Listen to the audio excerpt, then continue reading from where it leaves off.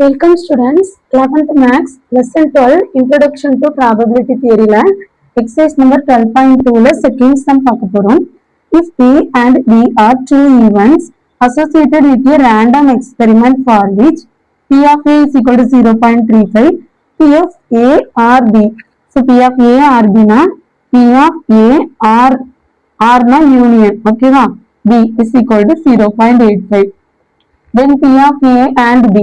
P of A and B na A intersection B that is equal to 0.15. So நம்ம வந்து இப்போ first P of only B find பண்ண போறோம். So P of only B. So B மட்டும்தான் இருக்கணும். அதாவது P of A union B டோட்டலா இருக்கும்ல, அதுல இருந்து P of A மைனஸ் பண்ணிட்டோம்னா நமக்கு only B கிடைச்சிடும். So இதோட வேல்யூ நமக்கு தெரியும் 0.85. P of A யோட வேல்யூ என்ன 0.35.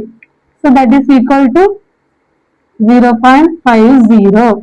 So P of only B is equal to 0.50. So this is the answer. Second subdivision பார்த்தீங்கன்னா P of B bar. So bar வந்தனாலே நமக்கு என்ன 1 minus. So 1 minus P of B. So P of B value என்ன நமக்கு தெரியாது. only B தான் நமக்கு தெரியும். So நமக்கு வந்து first P of B value நம்ம ஃபைண்ட் பண்ணணும்.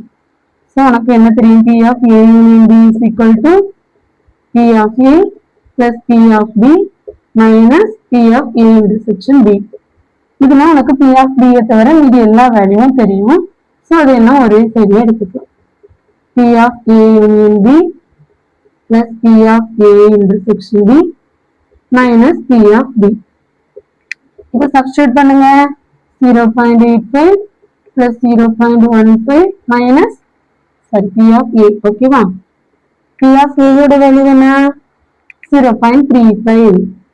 So இந்த ரெண்டையும் நமக்கு ஆட் பண்ணோம்னா 0.85 901.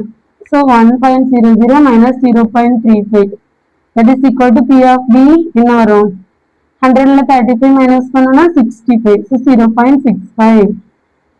So this is the value of P of B. ஆனா நமக்கு என்ன வேணும் P of B bar வேணும்ல.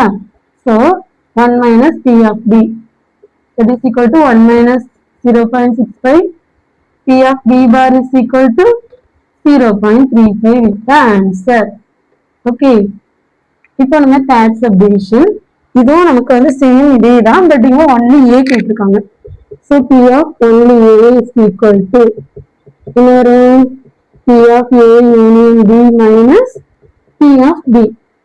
So நமக்கு 0.85 தெரியும் P of A union B யோட வேல்யூ. P of B யோட வேல்யூ நம்ம இப்பதானே கண்டுபிடிச்சோம் 0.65. P of only A என்ன வரும் 0.85 minus 0.65 0.20 is the answer. இதோட இந்த சம் முடிஞ்சிருச்சு. Thank you students.